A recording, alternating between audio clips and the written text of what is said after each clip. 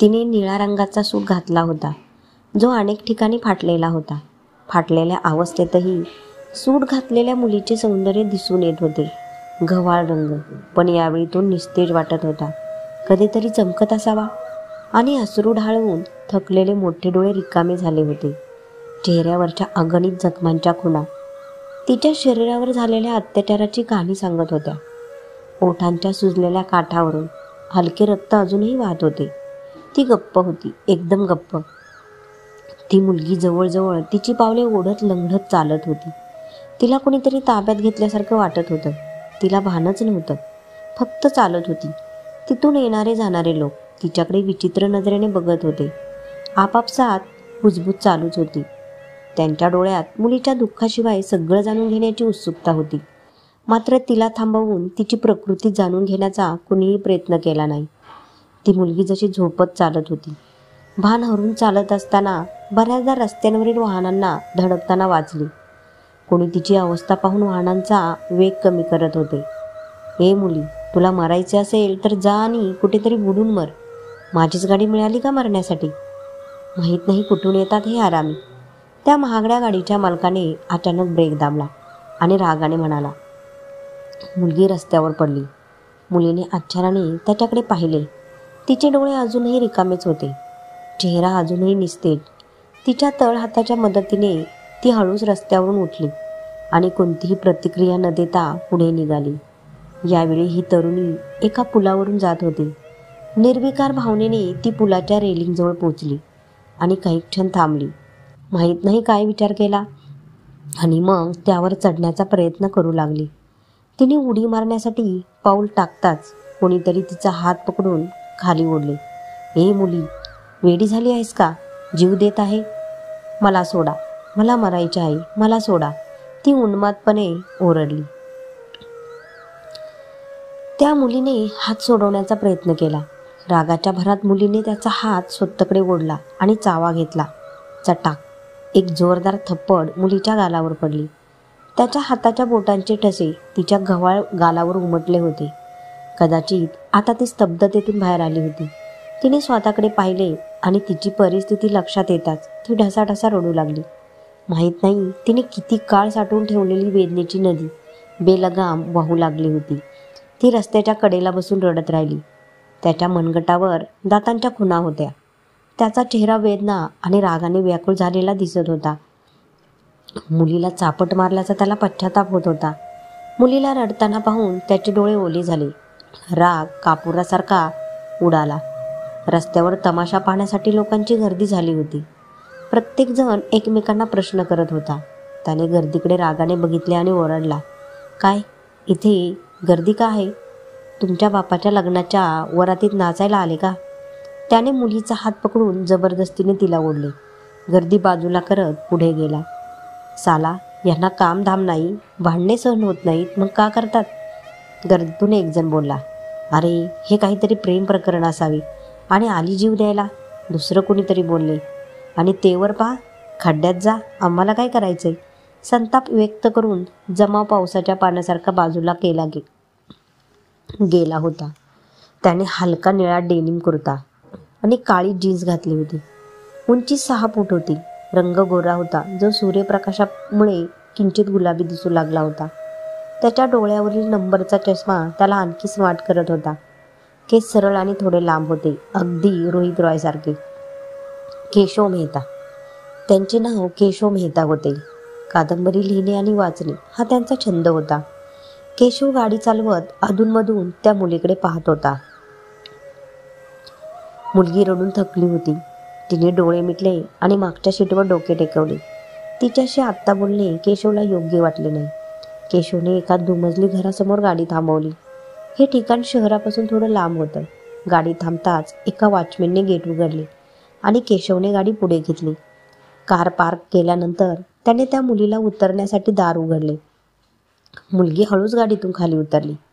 तिने केशवकडे एक नजर टाकली आणि मग घराकडे पाहून चालू लागली. "चल आत जाऊया. तुला येथे कोणतीही अडचण येणार नाही.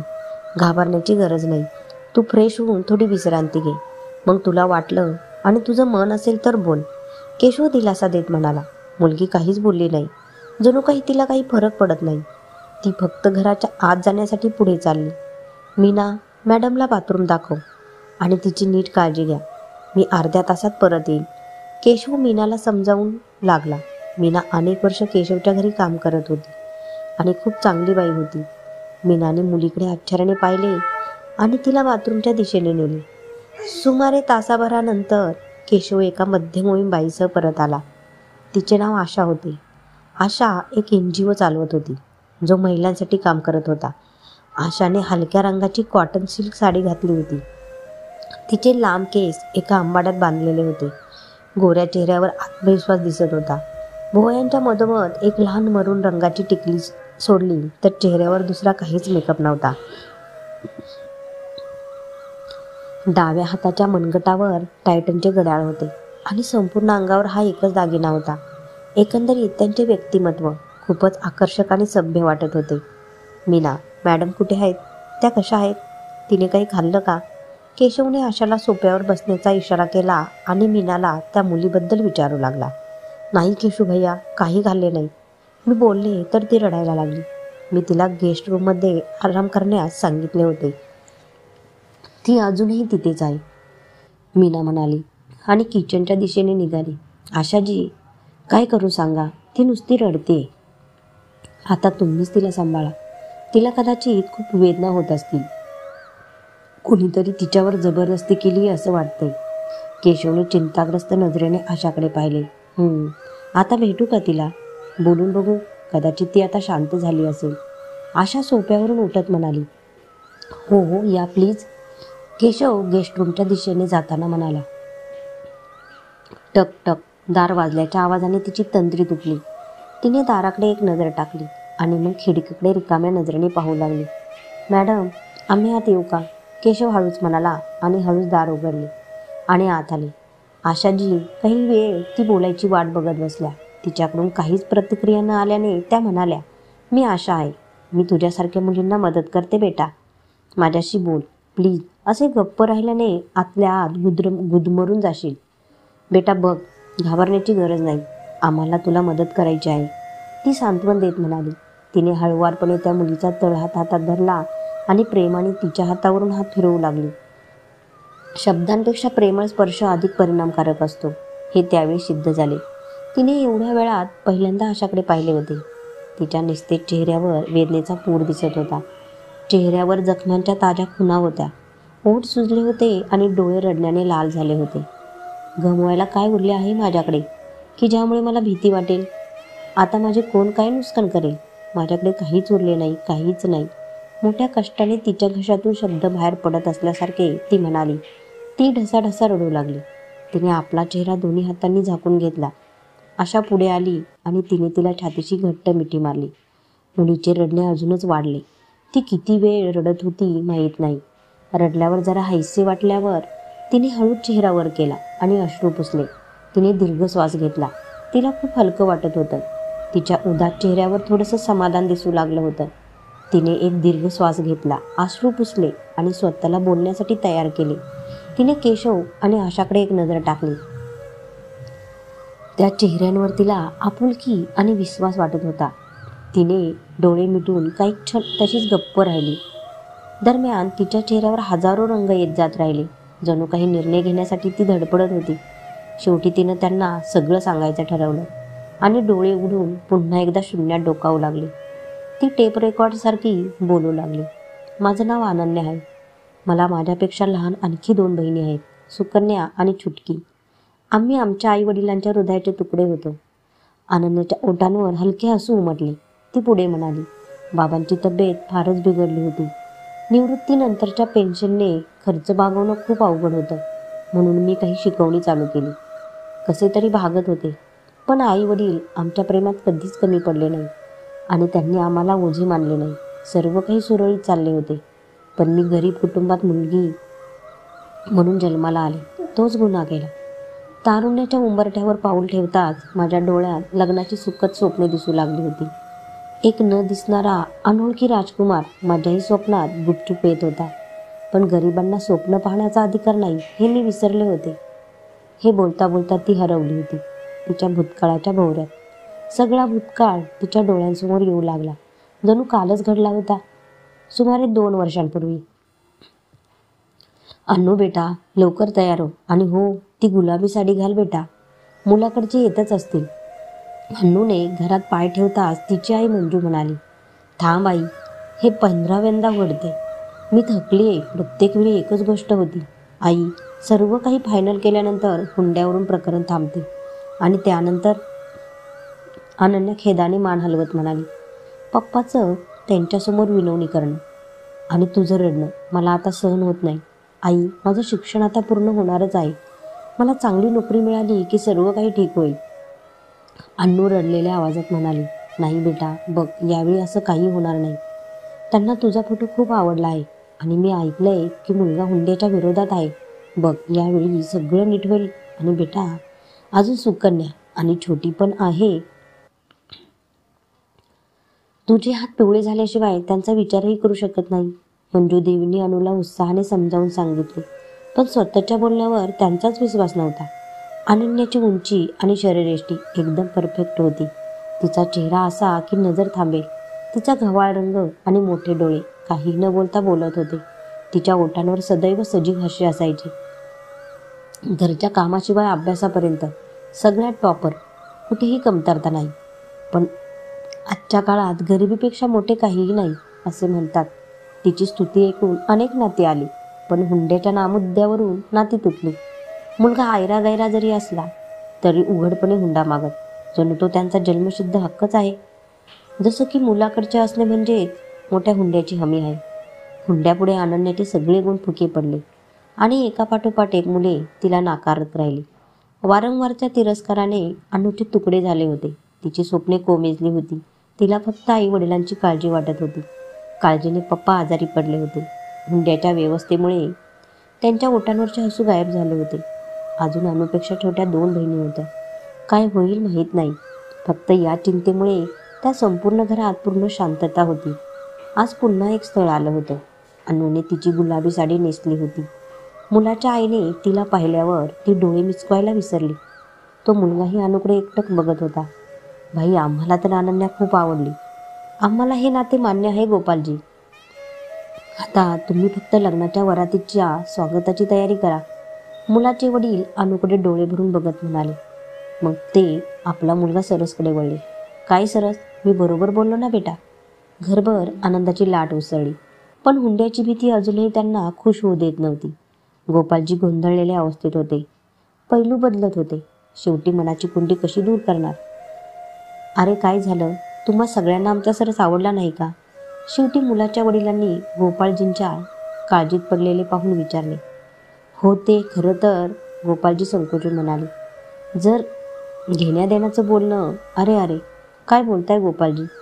मुलाच्या वडिलांनी त्यांचं बोलणं पूर्ण होऊ दिले नाही. त्याने आपला चेहरा केला आणि मग रागाने म्हणाला, हुंडा, छी, अरे नको रे बाबा. तुमच्या मुलीला जे काही देता येईल ते द्या. आमच्याकडून काही मागणी नाही. आता तुम्ही खुश? चला लवकर तोंड गोड करा. मुलाचे वडील गोपाळजींचा हात हातात घेत म्हणाले, हो नक्कीच. अरे मंजू, भाई लवकर तोंड गोड कर सगळ्यांचे. आंधळ्याला काय पाहिजे, 2 डोळे? गोपाळजींच्या डोळ्यात आनंदाश्रू तरळू लागले. अनु आणि सरसची नजर मिळाली तेव्हा दोघेही हसले आणि सहमती दर्शवली. सगळे खूप आनंदी होते. अनन्या आणि सरस एकमेकांमध्ये हरवले होते. ते आता तासनतास फोनवर बोलू लागले होते. अनन्याची कोमजलेली स्वप्ने फुलू लागली होती. तिला तिच्या स्वप्नांचा राजकुमार मिळाला होता. सरसचे नाव ऐकताच आशाला धक्काच बसला. तिच्या चेहऱ्यावर एकाच वेळी अनेक रंग आले आणि गेले. मुलाच्या वडिलांचे नाव काय होते अनन्या? तिने संशयाने विचारले. महेश तिजोरी आणि त्यांची पत्नी संगीता देवी. अनन्याने त्यांची नावे अशी घेतली जणू ती एखाद्या वादळाचे नाव घेत होती, ज्यांनी तिच्या कुटुंबाला वेगळे केले होते. आशाने तिच्या डोक्यावर हळूवार हात फिरून सांत्वन करण्याचा प्रयत्न केला. तिने हलकेच डोके हलवले आणि पुन्हा अनन्याची कहाणी ऐकू लागली. लवकरच लग्नाचा दिवसही जवळ आला. आमंत्रणे वाटली गेली. घरात धूमधाम सुरू होती. त्याचवेळी छुटकीने सरसच्या आईवडिलांच्या आगमनाची माहिती दिली. पप्पा पप्पा, सरसजींचे आई वडील आले आहेत. छुटकी धापा टाकत गोपालजींना म्हणाली. लग्नाच्या 1 आठवडा आधी? अरे देवा, माहीत नाही काय प्रकरण आहे. मंजूदेवी तिच्या साडीच्या पल्लूने हात पुसत स्वयंपाकघरातून बाहेर आली. तिच्या कपाळावर काळजीच्या रेषा उमटल्या. हृदय जोरात धडधडू लागलं. मी बघतो, तू जाऊन त्यांच्यासाठी नाश्ता पाण्याची व्यवस्था कर, गोपालजींनी मंजूला समजावून सांगितले. आणि ते त्यांचे स्वागत करायला पुढे गेले. काय, पण तुम्ही तर म्हणाले होते की तुम्हाला हुंडा नको. गोपालजींच्या डोळ्यात आश्चर्य आणि असहायता दिसू लागली. क्षणातच सर्व आनंदाला हुंडा नावाचे ग्रहण लागले होते. अनैच्छिकपणे त्यांचे दोन्ही हात त्यांच्यापुढे जोडले गेले होते आणि मान खाली केली. अरे भाईसाहेब, आम्ही हुंडा कुठे मागत आहोत, फक्त तुमच्याकडून थोडीशी मदत तर मागतोय. जरा विचार करा, सरसला प्रमोशन मिळाले तर तुमची मुलगी राज्य करेल, तिचे भविष्य चांगले होईल. आम्ही फक्त एक छोटीशी मदत मागितली आहे. याला हुंडा म्हणून आम्हाला लाजवू नका, सरसची आई जरा रागाने म्हणाली. तसे तर कलकत्त्याचे लोक तयार झाले होते, पण आमचे मन अनन्यावर बसले होते. तसेही ते अजून आमच्या उत्तराची वाट पाहत आहेत. जरा विचार करा, लग्नाला अजून वेळ आहे. फक्त 10 लाखांची बाब आहे. तुमची मुलगी जावई आयुष्यभर सुखी राहतील.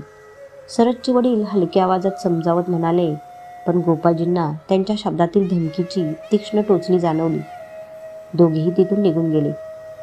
गोपालजी पुतळ्यासारखे उभे राहिले. अजून त्यांना काही नीट समजण्याआधीच छोटीची किंकाळी त्यांच्या कानापर्यंत पोचली. आई, पप्पा, आई बेशुद्ध पडली आहे, लवकर या. छोटी घाबरून रडत होती आणि मंजूला हलवण्याचा प्रयत्न करत होती. मंजूने हे सर्व ऐकले आणि ते सर्व सहन न होऊन बेशुद्ध पडली.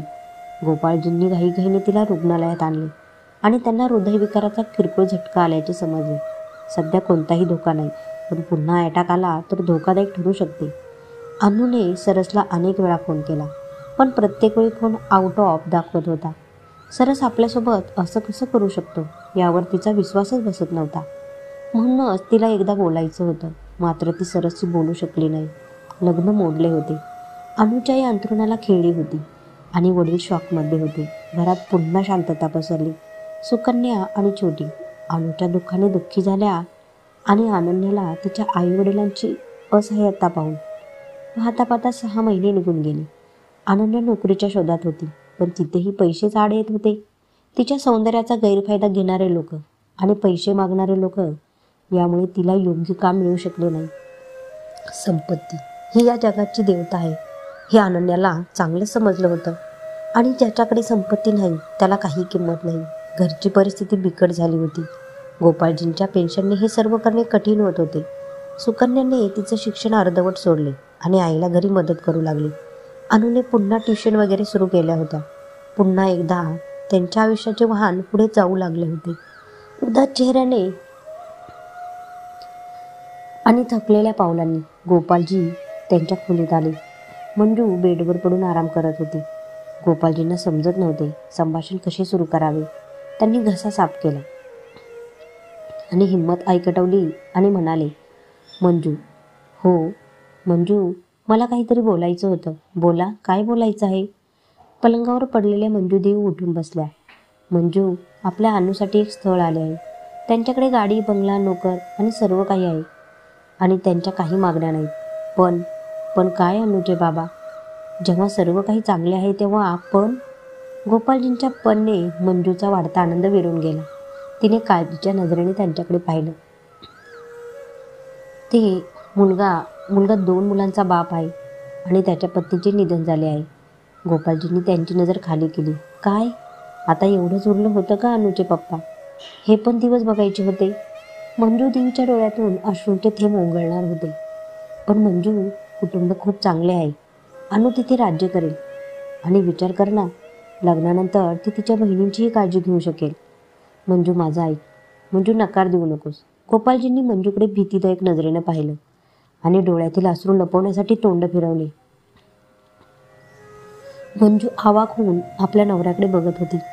कितीतरी वेळ तिच्या पापण्यांमध्ये बंद असलेले अश्रू आता बांध फुटून वाहू लागले होते. तिने गोपालजींच्या खांद्यावर डोके ठेवले आणि ढासाढासा रडू लागली. दोघेही नवरा बायको एकमेकांसमोर रडून आपलं दुःख हलके करण्याचा प्रयत्न करत होते. दोघांनीही आपल्या गरिबीची तडजोड केली होती. आपल्या तरुण मुलीच्या स्वप्नांशी आणि इच्छांशी तडजोड केली होती. हुंड्याच्या नावाखाली समाजाने निर्माण केलेल्या या कॅन्सरने गोपालजींच्या कुटुंबाला जिवंतपणेच मारले होते. आज पुन्हा एक असहाय्य बाप हुंड्याला कंटाळून मरत होता. आज पुन्हा एका मुलीच्या हुंड्याच्या नावाखाली न जुळल्याला लग्नाचा फटका बसणार होता. दाराच्या मागे उभी असलेली अनु तिच्या आई वडिलांकडे असहाय्यपणे पाहत होती. दाराच्या मागे उभ्या असलेल्या अनुने असहाय्यतेने आई वडिलांकडे एक कटाक्ष टाकला आणि तिचे नशीब शांतपणे स्वीकारले. लग्नाची वरात दारात होती. मंजूदेवी वराच्या स्वागतासाठी आरतीचे ताट घेऊन पुढे आल्या आणि छन आरतीचे ताट तिच्या हातातून निसटून जमिनीवर पडले. ती त्याच दारात डोकं धरून बसली. सगळे घाबरले. गोपालजींनी पटकन मंजूला घरात घेतले आणि स्वागताचा कार्यक्रम काही वेळ थांबला. नाही नाही नाही अनुचे पप्पा, असं करू नका. तो मुलगा तुमच्या वयाचा आहे. तुम्ही हो कसं काय म्हणाले? या नात्यासाठी तुम्ही अनुला विष देऊन मारलं असतं तर बरं झालं असतं. मंजूने रडत रडत गोपालजींचे पाय धरले. मंजू शुद्धीवर ये. माझेही मन जळते मंजू, पण एका असहाय्य बापाने काय करावे तूच सांग. हुंड्याचे पैसे कुठून आणू? मी माझ्या हृदयाच्या तुकड्यांचे कन्यादान कसे करावे? दुसरा काही पर्याय नाही मंजू. जर आपण उद्या राहिलो नाही तर या मुलींचे काय होईल याची कल्पना कर. गोपालजींनी खोल श्वास सोडला आणि डोळे पुसले. त्यांनी मंजूचा हात हातात घेतला आणि समजावले, मंजू, मी पण बाप आहे. मी माझ्या हृदयाचे तुकडे खूप प्रेमाने जपले आहेत. पण मंजू, शांत चित्ताने विचार कर. उद्या आपण नसेल तेव्हा विचार कर यांचे काय होईल. हा समाज त्यांना शांततेने जगू देणार नाही मंजू. एकतर गरिबी आणि वर सुंदर, या समाजातील दरिंदे फाडून टाकतील त्यांना. हे लग्न होऊ दे मंजू. कमीत कमी ती सन्मानाने जगेल. निदान अनु तरी तिच्या घरी जाईल तर मी शांततेने मरेन. निदान एका मुलीचे आयुष्य तरी चांगले होईल. असे अशुभ बोलू नका. पण अनु, ती हे सगळं काही कसं काय? अनुला जेव्हा कळेल तेव्हा आपण तिच्याशी कशी नजर मिळवू? नाही नाही, माझ्यात हिंमत नाहीये. गोपालजींच्या तोंडावर हात ठेवत मंजूदेवी म्हणाली आणि रडू लागली. अनुला आईच्या तब्येतीची माहिती मिळताच ती धावत आईच्या खोलीकडे आली होती. वडिलांचे शब्द कानावर पडताच तिची पावले थांबली होती. ती दारात लपून ऐकू लागली आणि शेवटी तिने निर्णय घेतला जो तिला तिच्या कुटुंबासाठी योग्य वाटला. मला मान्य आहे आई, दुःखी होऊ नकोस. या नात्यासाठी मी खुश आहे. पप्पा बरोबर आहेत. आई, माझे भविष्य सिक्युअर होईल. मग मी सुकू आणि चुटकीसाठीही काहीतरी करू शकेन. आई, आता ये. दारात लग्नाची वरात उभी आहे. त्यांचे स्वागत कर आणि तुझ्या मुलीला आशीर्वाद दे, जेणेकरून मी आयुष्याच्या प्रत्येक समस्येशी लढू शकेन. केशवचे घर. केशव आणि आशाचे डोळे ओले झाले होते. गरिबीच्या चापकाने अनन्या आणि तिच्या संपूर्ण कुटुंबाला घायल केले होते. एक असहाय्य आई वडिलांचे दुःख आणि मुलीचा त्याग. अरे रे, हुंड्याचा हा राक्षस आणखी किती जणांना गिळंकृत करेल कुणास ठाऊक. आशाजींनी स्वतःशीच विचार करून आपले अश्रू हळुवारपणे पुसले. अनन्याने तिचे अश्रू पुसले आणि पुढे सांगू लागली, मंजूदेवी आणि गोपाल यांनी जणू आपले हृदय काढून दिले होते. जिवंत प्रेताप्रमाणे त्यांनी आपल्या हृदयाच्या तुकड्याला निरोप दिला होता. छुटकीचे बालपण या गरिबीच्या आगीत जळून गेले होते. मंजूदेवी अधिकच आजारी पडू लागल्या. सुकन्या एका योग्य गृहिणीप्रमाणे घर सांभाळत होती. या बेमेल लग्नाने तिला हादरवून सोडले होते. या गरिबीने त्या मुली त्यांच्या वेळेआधीच मोठ्या झाल्या होत्या. अनन्या, हे बघ, मी तुला कोणतेही स्वप्न दाखवणार नाही, पण मी वचन देतो की तुला इथे कशाची कमतरता भासणार नाही. तू कधीच आई होऊ शकत नाहीस. मला माफ कर, पण या घरात मी माझ्या मुलांसाठी सावत्र कुटुंब निर्माण करू शकत नाही. त्यामुळे या विषयावर कधीही माझ्याशी वाद घालू नकोस. बाकी तू या घरची मालकी नाहीस. तुला पाहिजे तसे राहा. अनन्याचा नवरा शैलेशने शांत स्वरात अनुला आपला निर्णय सुनावला आणि तिचे उत्तर न ऐकता खोलीबाहेर निघून गेला. अनुच्या गरिबीने तिच्या स्वप्नांबरोबरच तिच्याकडून तिच्या मातृत्वाचा आनंदही हिरावून घेतला होता. तिच्या डोळ्यांतून 2 अश्रू ओसांडून आले. माहीत नाही हे बेमेल जुळलेले लग्न भविष्यात अजून काय काय रंग दाखवणार होते. शैलेश हा एक प्रसिद्ध उद्योगपती होता. वर्षभरापूर्वी त्याच्या पत्नीचे दीर्घ आजाराने निधन झाले होते. त्याची 2 मुले निहारिका आणि निहाल दोघेही कॉलेजमध्ये शिकत होते. दोन्ही मुलं आपल्या आयुष्यात व्यस्त होती. त्यामुळे पत्नीच्या मृत्यूनंतर शैलेश एकटा पडला होता. त्यांना सोबतीची गरज भासू लागली, पण दोन्ही मुले यासाठी तयार नव्हती. शेवटी मुलांनी होकार दिल्यावर विलंब न लावता शैलेशचं लग्न झालं. लग्न होऊन 3 महिने उलटून गेले तरी मुलांनी अजूनही अनुला आईचा दर्जा दिला नव्हता. शैलेशची वागणूक ठीक होती, पण अनुच्या सौंदर्यामुळे त्याला असुरक्षित वाटत होते. शिवाय शैलेश हा अनुपेक्षा दुप्पट मोठा होता. सुरुवातीला शैलेश अनुला सोबत पार्ट्या वगैरेमध्ये घेऊन जायचा, पण तिची स्तुती ऐकून त्याला हेवा वाटू लागला होता. हळूहळू तो अनुबद्दल निर्विकार होऊ लागला होता. आता त्याची वागणूक पूर्वीसारखी राहिली नाही. तो अनुला शारीरिकदृष्ट्याही आनंदी करू शकत नव्हता आणि तो तिचा विनाकारण अपमान करून आपली निराशा बाहेर काढू लागला. अनु शांतपणे सर्व काही सहन करत होती. ती घरात कशी राहते हे तिने कधीच आई वडिलांना सांगितले नाही. तिला आनंदी पाहून आई वडील सुखवत. केशवचे घर. अनु गप्प झाली आणि शून्यात पाहू लागली. तिने वेदनेने डोळे मिटले. जणू काही ती जे सांगणार आहे त्याने तिला खूप वेदना होणार आहेत. तिने एक दीर्घ श्वास घेतला. जणू खूप हिंमत गोळा करत आहे. तो दिवस मी कधीच विसरू शकत नाही. तो दुर्दैवी दिवस, ज्या दिवशी माझ्या नाशाच्या कथेचं पहिलं पान लिहिलं होतं. डोळे मिटून ती म्हणाली आणि पुन्हा एकदा भूतकाळाच्या काळोखात हरवून गेली. अनन्या, माझे काही मित्र संध्याकाळी घरी येत आहेत. प्लीज सर्व व्यवस्था पहा. कुठेही कसली कमतरता नसावी. आणि प्लीज तुझे लटके झटके दाखवू नकोस. ते खानदानी लोक आहेत. शैलेश उद्धट स्वरात म्हणाला आणि निघून गेला. अनुसाठी हे अपमानास्पद शब्द रोजचेच झाले होते. संध्याकाळी शैलेश आणि त्याच्या मित्रांची मैफिल जमली. मद्यपानाचा फेरा चालू झाला. या ग्रुपमध्ये एक व्यक्ती होती जो त्याच्या दिसण्यावरून मक्कार दिसत होता. त्याचे नाव होते रौनक कपाडिया. त्याने अनुला पाहताच त्याची दारूची नशा नाहीशी झाली. तो वासनांध नजरेनं अनुकडे पाहत होता. अनु कसे तरी काम उरकून पटकन तिथून निघून गेली. यार, वहिनीला पण बोलवा. ती जुन्या काळच्या बायकांसारखी काय पदर घेऊन बसली आहे. तिथून अनुचे जाणे रौनकला आवडले नाही. तो घाणेरड्या आवाजात म्हणाला, हो हो, का नाही, मी आत्ता बोलवतो. अनु, अरे भाई इकडे ये. सगळ्यांचे ग्लास रिकामे आहेत बघ. ये आणि जरा भरून दे. त्याने अनुला खूप प्रेमाने हाक मारली. अनु थरथर कापत होती, पण जावे तर लागणारच होते. संकोचून अनु त्यांच्यामध्ये आली. दुर्गंधीच्या जोरदार वासाने तिला कसे तरी झाले. शैलेशचे सर्व मित्र तिच्याकडे वासनेच्या नजरेने पाहू लागले. ते तिच्याबद्दल कमेंट करू लागले आणि शैलेश त्यांच्याशी सहमत होत हसत होता. अपमान आणि लाजेने अनुचा जीव गुदमरून जात होता. तसे तर हा अपमान आणि लाज तिच्यासाठी रोजच झालं होतं. कधी कधी दारूच्या नशेत असताना रौनक त्याची मर्यादा ओलांडायचा. नशेत असताना रौनक तिला इकडे तिकडे स्पर्श करत असत. अनु असहाय्यपणे शैलेशकडे मदतीसाठी पाहत.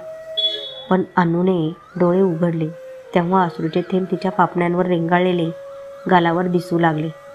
तिने आरशाकडे पाहिले आणि मग केशवकडे पाहिले. कदाचित ती पुढे बोलण्यात संकोच करत असावी. तिने पापण्या खाली केल्या आणि थरथरत शब्द होटातून बाहेर पडले.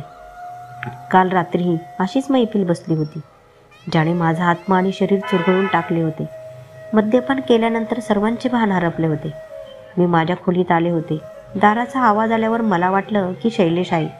मी दार उघडल्यावर काहीतरी अघटित घडेल या भीतीने मी आतून थरथर कापले.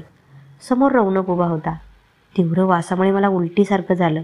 मी पटकन दरवाजा बंद करण्याचा प्रयत्न केला, पण करू शकले नाही. मी माझी सर्व हिंमत एकवटून त्याच्याशी लढण्याचा प्रयत्न केला, स्वतःला वाचवण्याचा प्रयत्न केला. पण मी शैलेशलाही मदतीसाठी हाक मारली, पण त्याला भानच नसल्यासारखं वाटत होतं. मी लुटले गेले. मन आधीच घायल होते, आता शरीरही घायल झाले होते. रात्रभर रडत राहिले. सकाळी मी शैलेशला सर्व काही सांगितल्यावर त्याने माझ्यावरच आरोप करत मला घराबाहेर हाकलून दिले. मी रडले, विनवणी केली, पण त्याचे हृदय विरघळले नाही. मी त्याला लाख वेळा सांगितले की ही माझी चूक नाही, पण त्याला विश्वास ठेवायचाच नव्हता. त्याने नाही ठेवला. मी तिथून निघून आले, जखमी मनाने आणि शरीराने. पण मला समजतच नव्हते मी कुठे जावे. आता तुम्हीच सांगा, मी कुठे जाऊ? ना माहेरी जाऊ शकत होते, ना सासरच्या घरी राहू शकली. मरण्याशिवाय माझ्यापुढे दुसरा पर्याय कोणता उरला होता? तिने रडत रडत आशाकडे पाहिलं. काय चूक होती माझी आशाजी? मी प्रत्येक ठिकाणी प्रत्येक वेळी तडजोड केली आहे. कधी माझ्या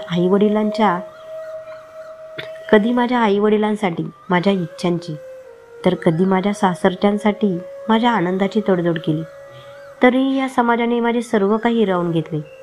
आईवडिलांनी भरभरून प्रेम दिले आणि चांगले आयुष्य दिले, पण पण ते हुंडा देऊ शकले नाही. आशाजी ते हुंडा देऊ शकले नाही. अनुच्या संयमाची पुन्हा एकदा परिसीमा संपली होती आणि ती ढसाढसा रडू लागली. केशव आणि आशाच्या कानात ॲसिडसारखे तिचे रडणे जाणवत होते.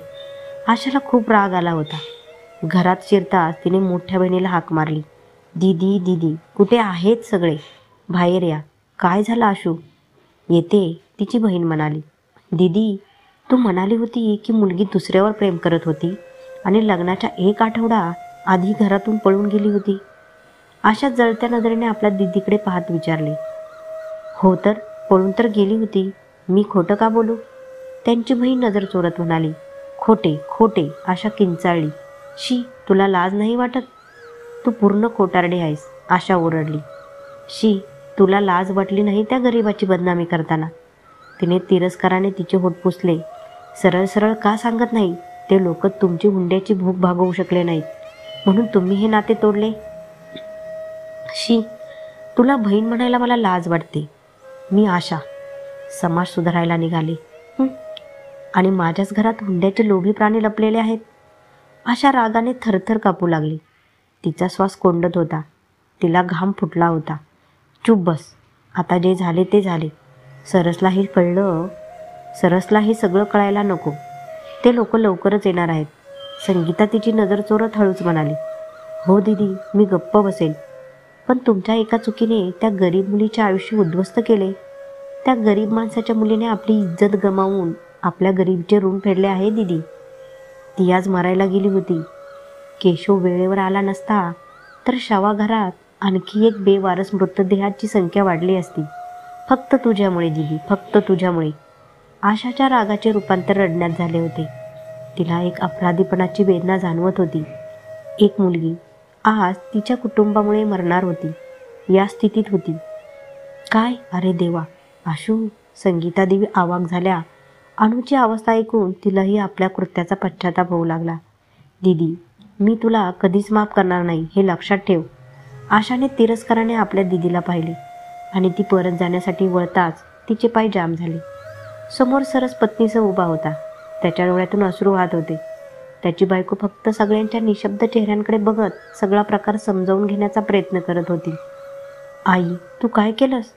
म्हणूनच लग्नाच्या आठवड्यावर आधी तू मला बाहेर पाठवलेस आणि माझा फोनही तूच? अरे देवा, माझ्यामुळे हा काय अनर्थ झालाय? सरस गुडघ्यावर बसला. चेहरा लपवत तो ढसाढसा रडू लागला. त्याला सगळं समजायला खूप वेळ लागला होता. आशा मावशी, मी तुझ्यासमोर प्रण केला होता की मी कधी हुंडा घेणार नाही. पण बघ, माझ्यामुळे एक हस्तखेळतं कुटुंब उद्ध्वस्त झालं. मावशी, मला माझ्या पापाचे प्रायचित्त करायचे आहे. मावशी, मला सांग आता मी काय करू? मी अनन्याचा भूतकाळ बदलू शकत नाही, पण तिचा वर्तमान सुधारू इच्छितो. मावशी, मी फक्त एकदाच तिला भेटू शकतो का? मला तिच्या पाया पडून माफी मागायची आहे. अरे रे, मी त्या क्षणी सत्य जाणून घेण्याचा प्रयत्न का केला नाही? का? काश मी यांच्या बोलण्यावर विश्वास ठेवला नसता. एकदा तिच्यावर विश्वास ठेवला असता. माझ्या मूर्खपणाने सगळं उद्ध्वस्त केलंय. सरळ डोकं धरून बसला होता. त्याच्या डोळ्यातून अश्रू अखंड वाहत होते. त्याचा आवाज थरथर कापत होता. नाही सरस, ती सध्या खूप शॉकमध्ये आहे. तुला पाहिल्यावर काय प्रतिक्रिया देईल माहीत नाही.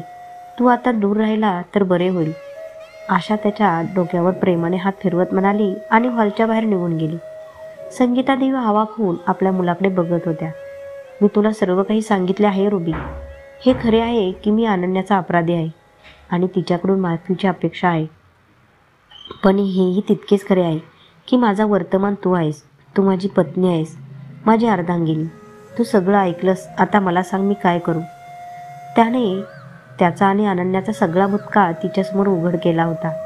मला अनन्यासाठी खूप वाईट वाटत आहे सरस, आणि त्याहूनही जास्त दुःख होत आहे. ते म्हणजे एक संपूर्ण कुटुंब उद्ध्वस्त होण्यामागचं कारण म्हणजे माझं कुटुंब आहे. अनन्याच्या माफीचा हकदार फक्त तूच नाहीस, मी पण आहे ना. शेवटी तिच्या जागी माझ्या आईवडिलांनी पैशाने तिचं प्रेम विकत घेतलं आणि मला दिलं. माझ्या आईवडिलांनी ते मला दिलं नसतं हुंड्याच्या रूपात. हुंड्याच्या विरोधात मीही आवाज उठवला असता तर ही विटंबना झाली नसते सरस. या वाईट प्रथेला कोणी कसा विरोध करू शकतो? जर कोणी एक विरोधात असेल तर हजारो सोबत असतात. रुबी जरा रागाने म्हणाली. हो, तुझं बरोबर आहे रुबी. मग पुढे काय? सरस, अनन्या तुला माफ करेल की नाही माहीत नाही, पण तिची माफी मागण्याची परवानगी मागून तू मला अभिमानाने भरलेले आहे. तू जा जा आणि तिच्या पाया पडून तिची माफी माग. तुला शक्य तितका आधार देण्याचा प्रयत्न कर. सरस, आपण दोघी मिळून अनन्याचा वर्तमान सुधारू. तिची उद्ध्वस्त झालेली बाग पुन्हा फुलवावी लागेल. एखादं नातं तुटलं तर काय, त्याहून सुंदर आणखी एक नातं आहे जे आजही तू तिच्या नावावर करू शकतो, मैत्रीचं नातं. आणि तुझी अर्धांगिनी असल्याच्या नात्याने मी स्वतःही याचा एक भाग आहे. मी पूर्ण आत्मविश्वासाने या रोपाला पाणी देईन. रुबीने हसत हसत उत्तर दिले. सरस रुबीकडे आश्चर्याने बघत राहिला. त्याला विश्वासच बसेना की आपण या देवीच्या लायकीच्या आहोत. त्याने थरथरत्या शब्दात तिच्यासमोर हात जोडले. अरे रुबी, आज तू मला काय दिलेस तुला माहीत नाही. मी अनन्याची माफी मागितली नसती तर छातीवर ओझं घेऊन जीवन मरत मरत जगलो असतो. तू तुझ्या शहाणपणाच्या आणि विश्वासाच्या शब्दांनी ते ओझे फुलासारखे हलके केलेस. मी तुझे आभार कसे मानू मला माहीत नाही. फक्त या नव्या नात्यावर विश्वास ठेव, माझ्यावर विश्वास ठेव. सरसने पुढे येऊन रुबीला मिठी मारली. आता जा, खूप उशीर होण्यापूर्वी. एक वेळ उशीर झाल्याची किंमत ती अजूनही चुकवत आहे.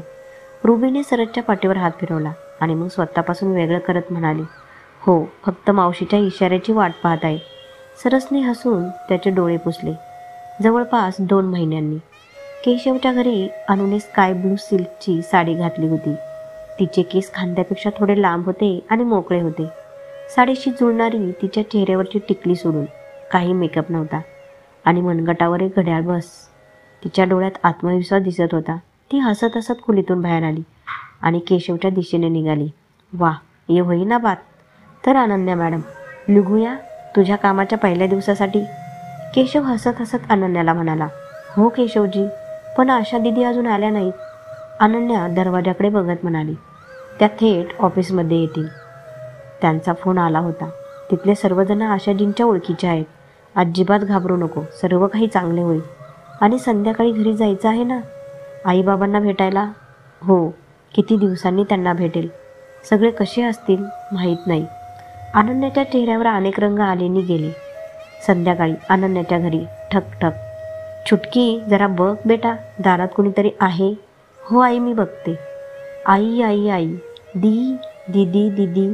छुटकीने अनन्याला मिठी मारली आणि ढासाढासा रडू लागली. अन्नू, माझं बाळ. मंजूदेवी किचनमधून धावत आली आणि आणि अन्नूला पाहून तिने तिला मिठी मारली. सगळे एकमेकांना धरून रडत होते. केशवने ओले डोळे पुसले आणि गमतीने म्हणाला, अरे, तुम्हा सगळ्यांचा भरत मिलाप झाला असेल तर आज जाऊया. सगळ्यांनी त्याच्याकडे आश्चर्याने बघितले आणि हसू फुटले. आई, पप्पा आणि सुकू दिसत नाहीत. दोघे कुठे आहेत? अनन्याने विचारले. सुकू तुझ्या वडिलांना डॉक्टरकडे घेऊन गेली आहे बेटा. त्यांना थोडा ताप आहे. काय ताप? पप्पा ठीक तर आहेत ना आई? आणि तू कशी आहेस आई? आम्ही सर्व ठीक आहोत बेटा. तू कशी आहेस? आम्हाला तर तिथे तुझ्याबद्दल काही वेगळेच ऐकायला मिळाले होते बेटा. तुझे वडील तुला भेटायला गेले होते. जावई खूप रागात होते. त्यांनी तुझ्या वडिलांना धक्के मारून घराबाहेर काढले आणि म्हणाले, तू तू तू त्यांची इज्जत घालवलीस म्हणून त्यांनी तुला घराबाहेर काढले. आम्ही तुझा खूप शोध घेतला बेटा, पण तुझ्याबद्दल काहीच कळले नाही. तुझ्या वडिलांनी हसणेच सोडले आहे. ते तुझ्या त्रासाचे कारण स्वतःला समजतात आणि रडत बसतात. ते नेहमी म्हणतात की मी हे बेमन लग्न का स्वीकारले. मंजू देवीने तिच्या साडीच्या पल्लूने तिचे अश्रू पुसले. आई, जे काही झालं ते झालं. आता मी आले. सगळं नीट होईल. मला खूप चांगली नोकरी लागली आहे. आता सगळं पूर्वीसारखं होईल. आई, हे केशवजी आहेत. असं समज की जर आज तुमची मुलगी जिवंत आणि सुरक्षित आहे तर ती त्यांच्यामुळेच आहे. अनुने केशवकडे कृतज्ञतेने पाहिलं. मंजू देवींनी केशवसमोर आपले हात जोडले. केशवने तिचे हात धरले आणि नामध्ये डोके हलवले. अन्नू, दीदी, सुकू, पप्पा, तुम्ही लोक आले. अनु धावत धावत गोपालजींकडे गेली. गोपालजींनी अनुला मिठी मारली आणि म्हणाले, माझी अनु, कुठे गेली होतीस बेटा? तुला कुठे कुठे शोधलं नाही आम्ही. या असहाय्य बापाला माफ कर बेटा. तुझ्या या परिस्थितीला जबाबदार मीच आहे बेटा. अरे, नसते झाले लग्न तर नसते झाले. लग्न करून तरी तुझे काय भले झाले आहे. मला माफ कर बेटा. समाजाच्या टोमण्यांना मी घाबरलो होतो. गोपालजी अन्नूसमोर हात जोडून रडू लागले. असं बोलू नका पप्पा, तुम्ही जगातील सर्वोत्तम पिता आहात. हो ना सुकू? हो दीदी, आपले पप्पा सर्वोत्कृष्ट आहेत. सुकूने अनुला मिठी मारली. जेवण झाल्यावर अनुने आईला घडलेला सगळा प्रकार सांगितला. मंजूदेवीने अनुला घट्ट मिठी मारली. आपल्या मुलीच्या वेदना जाणवून तिचे अश्रू वाहत होते. अनु तिच्या आईच्या कुशीत डोके ठेवून शांतपणे पडून होती. मंजूदेवी तिच्या केसांवरून प्रेमाने हात फिरवत होती. अनुने ज्या वेदना सहन केल्या होत्या, आज ती त्या जखमा आपल्या प्रेमाने भरून काढत होती. त्या रात्री केशवने तिला तिथेच राहण्याची परवानगी दिली होती आणि स्वतः घरी परतला होता. अनन्या, मग तू पुढे काय विचार केलास? तुला तुझ्या नवऱ्यावर गुन्हा दाखल करायचा आहे का? बायको असल्याने त्याच्या अर्ध्या संपत्तीवर तुझा हक्क आहे, आशाजी म्हणाल्या. मला संपत्ती तरच नाही आशाजी, पण मी शैलेश आणि त्याच्या मित्राला माफही करू शकत नाही. पण केस केली तर मी सगळं कसं सांभाळणार? जर शक्य असेल तर मला घटस्फोट मिळवून द्या. अनु काहीतरी विचार करून म्हणाली. ठीक आहे अनु, तुला जे योग्य वाटेल. आशा केशवकडे बघत म्हणाली. अनु, अजून एक व्यक्ती आहे जी तुझ्या माफीला पात्र आहे. आशाजी नजर खाली करून म्हणाल्या. अन्नूने प्रश्नार्थक नजरेने आशाकडे पाहिलं. जणू ती विचारत होती, आता कोण? तो. आशाने दाराकडे बोट दाखवलं. अन्नूच्या हातातून चहाचा कप खाली पडला. ती त्या व्यक्तीकडे दुःखी आणि तिरस्काराने पाहू लागली. तू आता इथे काय घ्यायला आला आहेस? इथे माझ्या विनाशाचा तमाशा बघायला आला आहेस की तुला स्वतःचा खरेदीदार सापडला नाही? जा इथून, तुझ्या चेहऱ्याचा तिरस्कार आहे मला. सरळ दारात दोन्ही हातांनी कान पकडून उभा होता. अनन्या हिस्टेरियाच्या पेशंटसारखी ओरडत होती. ती रागाने थरथरत होती आणि तिच्या डोळ्यांतून अश्रू अखंड वाहत होते. अनु, फक्त एकदा माझा ऐक, मग तुला हवी ती शिक्षा दे. मी काहीही बोलणार नाही. सरस कान धरून त्याच्या गुडघ्यावर बसला होता. नाही सरस, आता सांगायला ऐकायला काहीच उरले नाही.